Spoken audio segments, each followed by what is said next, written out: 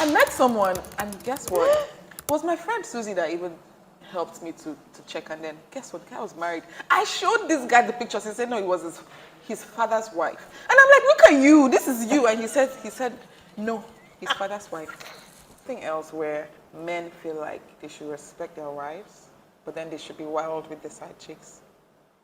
You get. So they're willing to open up with someone else outside about what they like in the bedroom, how they want it done to them.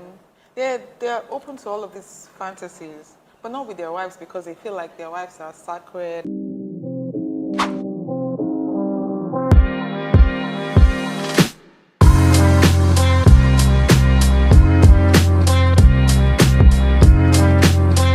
Advantages to being an African wife. Let me just tell you, there are advantages. No, now seriously. Such as? Our men don't do 50-50 now. Our men will take care of you. What's another advantage though? So we already know that money is an advantage. So what's the next advantage? When it's big, it's big.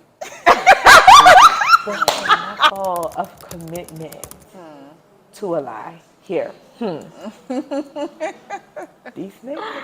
Like to have shown you a death certificate of a woman who's still alive and that you would argue that you love. Like that's that level of commitment. I mean, it deserves a pat on the back, but for the sinister nature of the lie, because that level of commitment to that damn lie is unreal.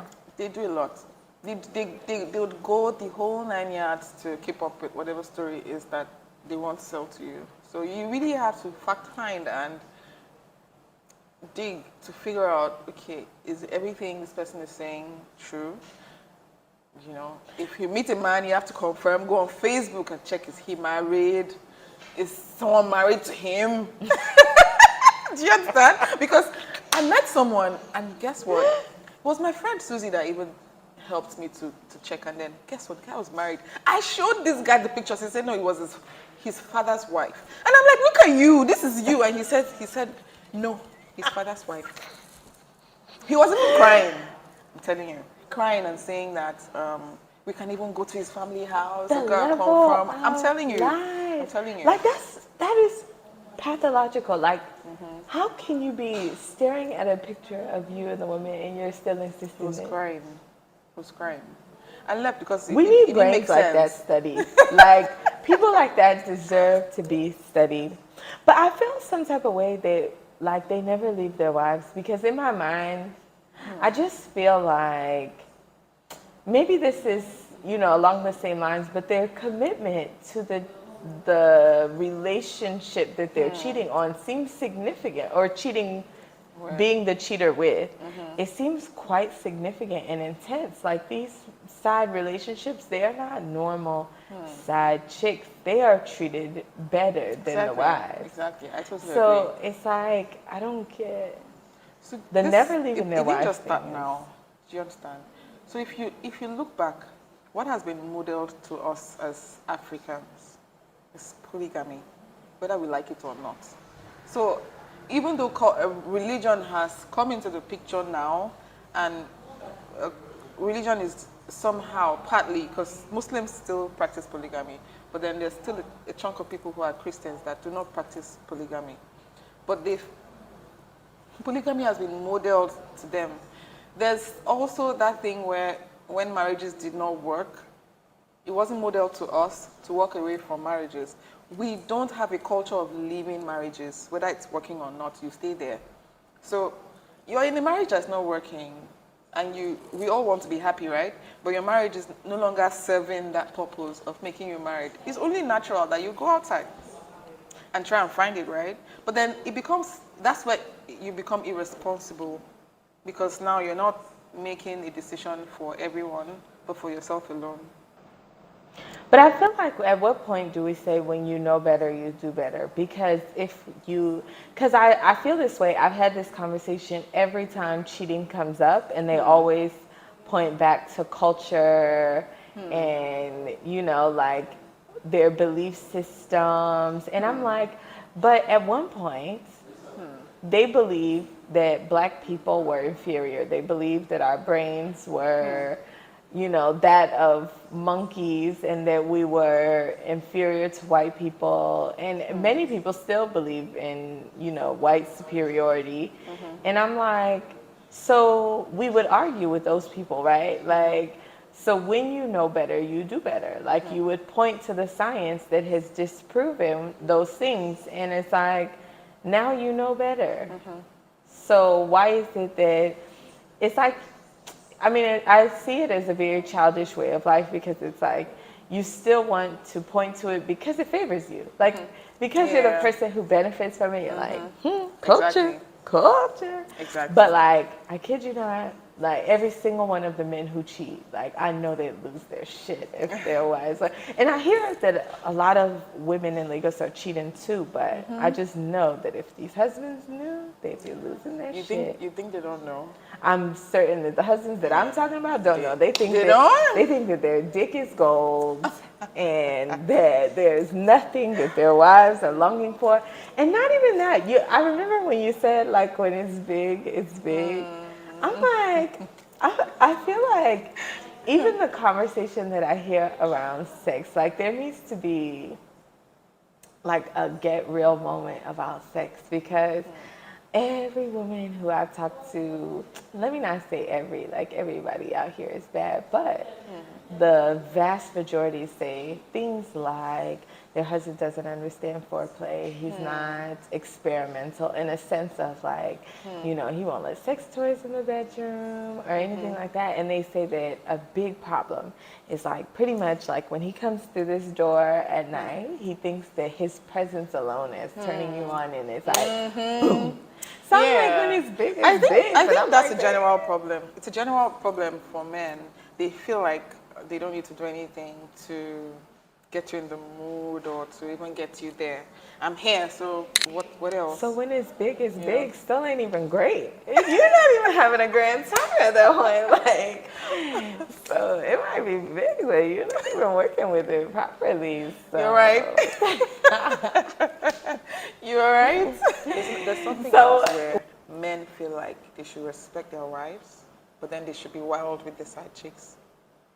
You get? So Yeah. they're willing to open up with someone else outside about what they like in the bedroom, how they want it done to them. They're open to all of these fantasies, but not with their wives because they feel like their wives are sacred and, you know, they should shield their wives from. I've even heard someone say that he doesn't have sex with his wife, like, you know, he doesn't have not aggressive sex, but wild sex. He doesn't have wild sex with his wife because he has to only be missionary. It's his wife, so he doesn't want to spoil her. I feel like, is that an excuse though? Because if she's your wife, at least everything that I've ever heard from the Bible, I'm certainly no scholar in that, but from everything that I've heard, it suggests that there's nothing off limits in the Yeah. marital bed. So Yeah. I feel like that's like an excuse. Like you just But don't then, want to fuck if, your wife. if they were open with their wives, let's be honest, Daniela, if I was open with you about my sexuality and everything that I wanted, it would mean that I was myself with you. Because if I'm naked with you and I am myself with you, then no topic will be off limits with you. Even when my business is not working, I'll be able to tell you. When you've done something that I don't like, I will be able to tell you. But that factor is missing in most marriages. So even when there are other issues, they're not able to talk about it. You get? They're not able What to talk marriage about it. is in Nigeria is fucked up. I agree with you. It's fucked up, and that's why I don't want to do it. My God. Like, for there to be marriages 24/7 here. Like, I'm sure in the time that we've been sitting here, 72 people have applied for marriage licenses. And then there are another 72 who are just preparing for their traditional one, and they're not even worried about the legality one. But I'm like, wow, like, marriage is really fucked up here. And is. for it to be something that so many people aspire to, and it's like such a huge benchmark, for it to be so messed up, like... Because it's a standard that society holds either against you or, yeah, they use it to measure your place in the society. So everyone wants to get married. In fact, some people would even prefer to say they've been married separated than to say they've never been married before. Do you understand? So let me just do it and get the title, and then anything that happens, maybe I have one child, and then I'm fine. So we need to disabuse what marriage is so that it regains, the respect that it's supposed to have. Because right now, marriage is just like child's play. For people who've been married for maybe like 10, 15 years, and then the 15th year, you're finding out that they no longer love each other, or they don't communicate as often as they used to. There was a time they used to, and then maybe probably something happened, and then their communication started to reduce and decline, and they didn't say anything to each other. And because divorce is not on the table, they didn't consider that. So now they're stuck together. It would feel like betrayal if he divorces her. Do you understand? So he'd be like, let me just stay here and not let go of my teenage sweetheart, or the wife of my youth, that kind of thing. So I'll just keep her here because I still care about her. She has my children. I don't want her to feel like she's been rejected or abandoned. I just keep her here while I do what I want to do in town. We need to find a man like that to talk to us too. Because then what happens if it makes the new love of his life feel some type of way? It should make the new love of It his life. should. Yeah, it should. Yes. Because now, are you going to stop loving me the way you stop loving your wife too? Because I'll be worried, and then now you're coming to me. What happens to your wife? Are you divorcing her? Because you're telling me you don't love your wife anymore, but you're not ready to divorce her. But you say you don't love her, so what am I supposed to believe? You're supposed to be a second wife. But you don't love your first wife, so why don't you let your first wife go so that we can... Because that's logical. These men don't move off of logic, girl. Nigerian so let her men go. Don't move off of logic. I don't believe that keeping a woman that you claim you do not love anymore is love. That's the height of hatred. Exactly, but how dare you try to give them logic? Girl, these men don't like logic.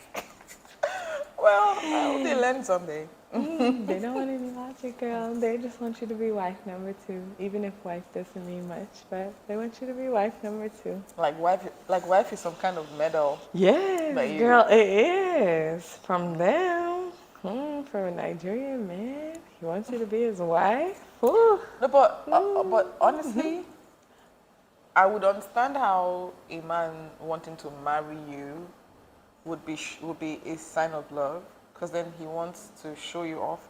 He wants everyone to know this woman is my woman. It could be love. It could be.